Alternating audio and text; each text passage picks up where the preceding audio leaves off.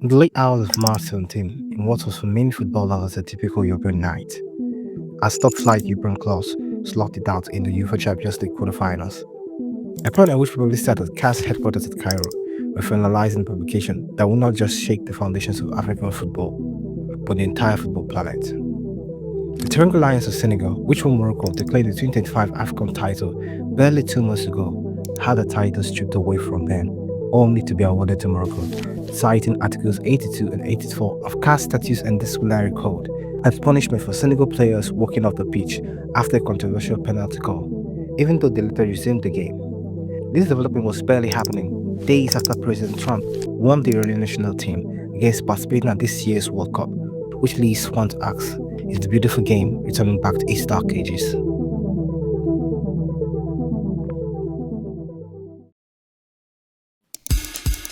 Football's history and development has not been unconnected with politics. Right from its early years, the influence of politics to the growth of the game is probably one of the biggest reasons it's a global sport. From a colonial sport to a global sensation loved and enjoyed all over the world. However, the governing body FIFA, at least on paper, tries to downplay this influence on the game and tries to create an image of fair play and transparency. Even as FIFA and its subsidiary federation tries to push this indiscriminate narrative, events of recent years not only contradicts that, but in fact they signal that football might well be on course of eroding much of its earlier gains.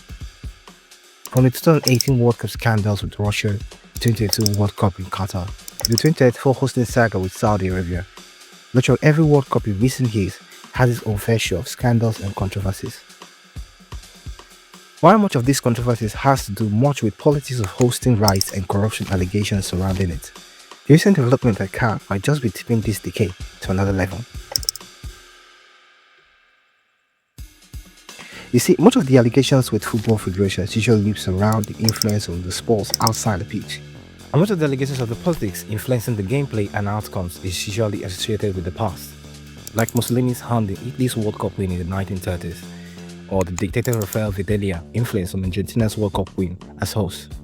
CAF's questionable rumors with the Moroccan government might not only bringing it back, but probably opening the Pandora's box.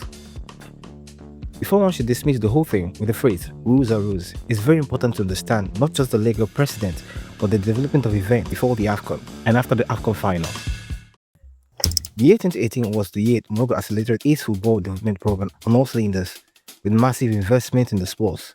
This came not just with massive progress on academic development, or massive investments on infrastructure, such that by 2022, Morocco was the most football infrastructurally advanced country on the continent, with world-class cutting-edge facilities.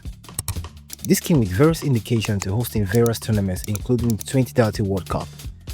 Morocco became the natural place for hosting CAF competitions. It literally became CAF's de facto headquarters and home ground. The AFCON, which is the female category of AFCON, was hosted by Morocco in 2022 and 2025 in quick succession, and is slated to host the next edition later this year.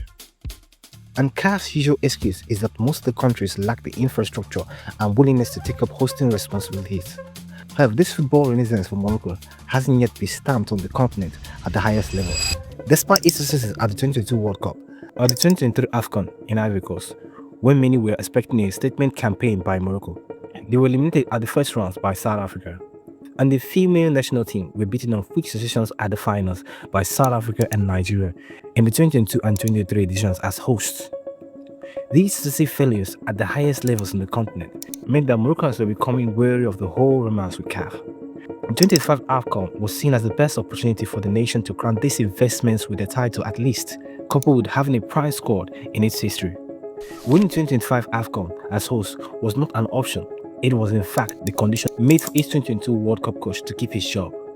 This desperation from both Morocco and CAF can't be better encapsulated like it was during the tournament.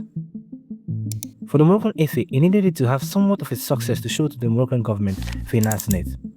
For CAF, it was running in danger of losing its biggest sponsor on the continent.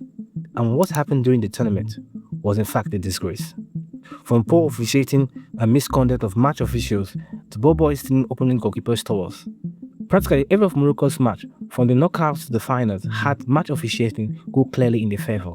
From ignoring various penalty calls in the opponent's favour to literally cancelling opponent games flow like they did against Nigeria. The protest state by Senegal was actually a combination of all these frustrations.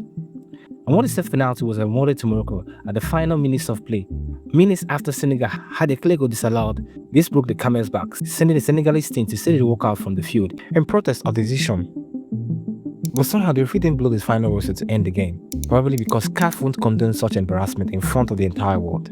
And thanks to the efforts of Sadio Mane, who rallied the Senegalese team to return to the pitch, and Brahim Diaz Penenka, which sent the game to extra time, where Senegal scored the winning goal and took the trophy.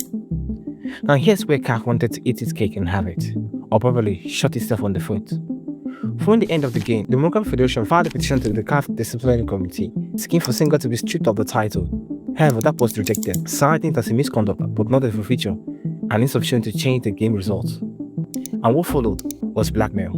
The Moroccan Federation suspended hosting the WAFCON, slated to hold in March, citing clashing fixtures. But actually, what was happening behind the scene was Morocco reconsidering its relationship with CAF. In fact, this was not just calls from social media. Even commentators on state media were floating the idea. With Morocco hosting most of all CAF competitions this year, not only the WAFCON, but the Under-17 Championship, futsal, and others, the pressure was now on CAF. And what followed was the latest ruling. But before you say rules are rules, part of the I-5 rules of the game, Article 5, gave the referee the power to arbitrate the result of the match, and that's final. It was on this precedence that the petition at the disciplinary committee earlier was rejected. The referee could have called off the game immediately the Senegalese team staged a walkout, but probably because that wasn't in CAF's playbook, he didn't. And the Moroccan team had the opportunity at that moment to seize the win, which they too didn't protest, but continued the game, only to protest after losing the game. Which leads to the question, if the match was won by Morocco, would Articles 82 and 84 be invoked? As much as the footballing world are looking to see what happens next in the coming weeks and months, a disturbing pattern is appearing in the beautiful game, and if nothing is done to address that, the very thing that meant to support the game might as well kill it. Please subscribe to the channel and like this video as it keeps us bringing you content like this.